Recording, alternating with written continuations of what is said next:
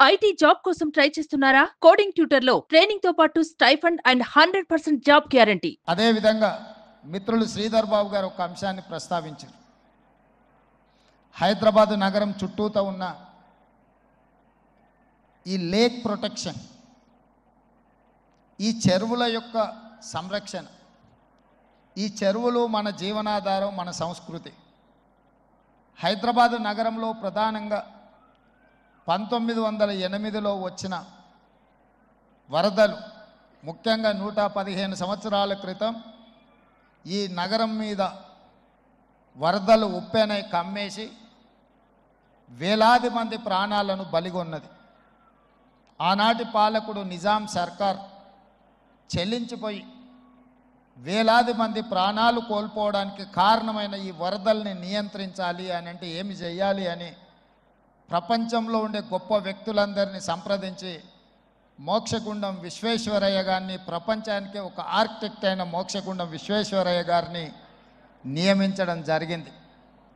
వారు పూర్తిగా ఈ ప్రాంతాన్ని, ఈ క్షేత్రాన్ని, ఈ భూమి యొక్క నైసర్గిక స్వరూపాన్ని అర్థం చేసుకొని వికారాబాద్ అడవుల నుంచి వచ్చే వరదలని నగరం మీద పోటెత్తకుండా ఉండడానికి ఉస్మాన్ సాగర్, హిమాయత్ సాగర్ని నిర్మించి ఫిరంగి కాలువ ద్వారా, మూసీ నదుల ద్వారా, ఈసా నదుల ద్వారా వచ్చే నీటిని నియంత్రించి ఆ నీళ్లను నగరానికి తాగునీటిగా మార్చి ఈ ప్రాంతంలో గొలుసుకట్టు చెరువులను నిర్మించి హైదరాబాదు హెరిటేజ్ సిటీనే కాదు, Hyderabad is a lake city అని చెప్పి నిజాం సర్కార్ 100 సంవత్సరాల ముందే ఒక అద్భుతమైన కట్టడాలను నిర్మించి మనకు అందించాడు.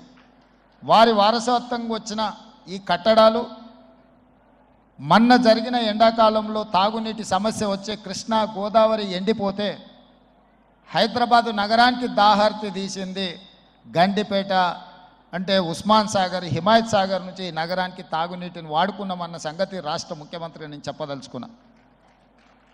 ఈ ప్రజలకు, కోట్లాది మంది దాహార్తిని తీర్చే ఈ యొక్క చెరువులను శ్రీమంతులుగా, గొప్ప వ్యక్తులుగా ఉన్న వాళ్ళు వాటి పక్కనే ఫామ్ హౌజుల పేరు మీద నిర్మించుకొని వాళ్ళ డ్రైనేజ్ కాలువలు తీసుకెళ్ళి గండిపేటలో కలిపినారు.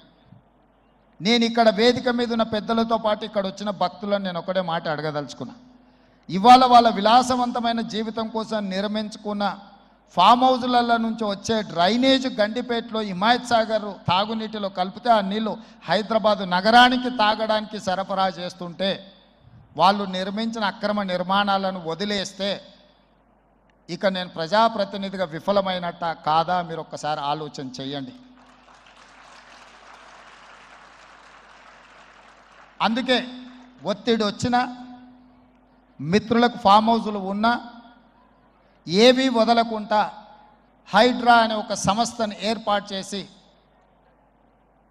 తెలియకుంటేనే ప్రజాప్రతినిధులం కొన్ని మన దినచర్యల్లో భాగంగా కొన్ని తప్పిదాలు చేస్తుంటాం. తప్పులు తెలవకుంటేనే కొన్ని తప్పులు జరిగిపోతుంటాయి. మరి ఆ ఖాతాను సవరించుకోవడానికి, ఆ బ్యాలెన్స్ షీట్ను సవరించుకోవడానికి తెలిసి కొన్ని మంచి పనులు చేయాలని నేను ప్రగాఢంగా విశ్వసిస్తున్నా, నమ్ముతున్నా. ఆ తెలిసి చెయ్యాలనుకుంటున్న మంచి పనుల్లో భాగము ఈ చెరువులను చెరబట్టిన వాళ్ళ నుంచి విముక్తి కలిగించాలన్న ఏకైక లక్ష్యంతోనే ఈరోజు చెరువులను ఆక్రమించుకున్న వాళ్ళను ఎవరిని వదలకుండా ఉక్కు పాదంతో అణిచివేయాలన్న ఆలోచన, అందులో నిర్మాణాలను ఏ ఒత్తిడి వచ్చినా వెనక్కి తక్కకుండా తొలగించాలన్న ఆలోచనతోనే ఈరోజు ఈ చెరువులలో ఉన్న అక్రమ కట్టడాలను కూలగొడుతున్నాము.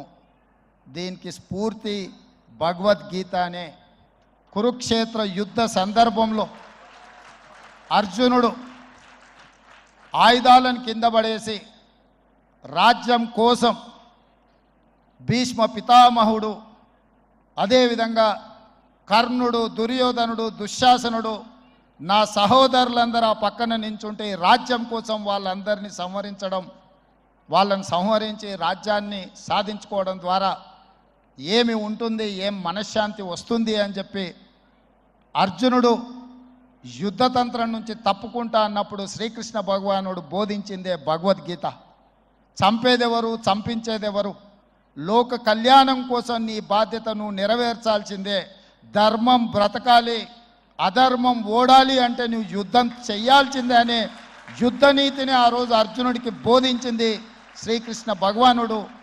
ఇవాళ ఆ శ్రీకృష్ణ భగవానుడి బోధనానుసారమే ఈరోజు ఈ చెరువులను కాపాడే కార్యక్రమాన్ని నేను తీసుకుంటున్నా. నాకు తెలుసు ఈ చెరువులలో నిర్మాణమైన విలాసవంతమైన ఫామ్ హౌజులు ప్రభుత్వాన్ని ప్రభావితం చేయగలిగిన స్థానాలలో ఉన్న చాలామంది వ్యక్తులు ఉన్నారు. ప్రత్యక్షంగా ప్రభుత్వంలో భాగస్వాములు అయి ఉండొచ్చు, లేకపోతే సమాజం మీద బాగా ప్రభావితం చేయగలిగిన వ్యక్తులు ఉండొచ్చు. కానీ వాటన్నిటినీ నేను పట్టించుకోదలుచుకోలే. ఇది భవిష్యత్ తరాలకు, ఇది రాజకీయాలకు సంబంధం లేదు. నేను స్పష్టంగా చెప్పదలుచుకున్నా.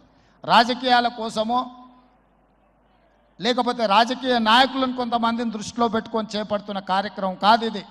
భవిష్యత్ తరాలకు, మన పిల్లలకు, వాళ్ళ పిల్లలకు వారసత్వంగా మనం అందించే సంపద ఈ సరస్సులు, ఈ నదులు, లేకపోతే ఈ రోజున్న ఈ చెరువులు. ఈ ప్రకృతి సంపదను మనం విధ్వంసం చేస్తే ప్రకృతి మన మీద కక్ష కడుతుంది. ప్రకృతి మన మీద ప్రకోపిస్తే మనం చెన్నైలో చూసినాం, అదేవిధంగా ఉత్తరాఖండ్లో చూసినాం, నిన్నగాక మొన్న వాయనాడు మనం కేరళలో చూసినాం. ఈరోజు ఇలాంటివన్నిటిని దృష్టిలో పెట్టుకున్నప్పుడు ఈ హైదరాబాదు నగరాన్ని రక్షించుకోవాల్సిన బాధ్యత మన అందరి మీద ఉన్నది. ఇది ఒక సుందరమైన నగరం. ఈ నగరానికి ఈ చెరువులే ఒక అందం. ఈ చెరువులను కాపాడే బాధ్యత ఈ ప్రభుత్వం తీసుకుంటుంది. ఎవరు ఏమనుకున్నా, ఎవరు ఏ ఒత్తిడి తెచ్చినా వాటన్నిటిని పక్కన పెట్టి చెరువులను ఆక్రమించుకున్న వాళ్ళ భరతం పడుతుంది ఈ ప్రభుత్వం అని చెప్పి నేను ఈ సందర్భంగా తెలియదలుచుకున్నా. ఆనాడు కురుక్షేత్రంలో ధర్మం వైపు శ్రీకృష్ణుడు, అర్జునుడు నిలబడ్డందుకే ఈరోజు ఆ ధర్మం అనేది కాపాడింది. వాళ్ళు ధర్మాన్ని కాపాడితే ధర్మం మనల్ని కాపాడింది.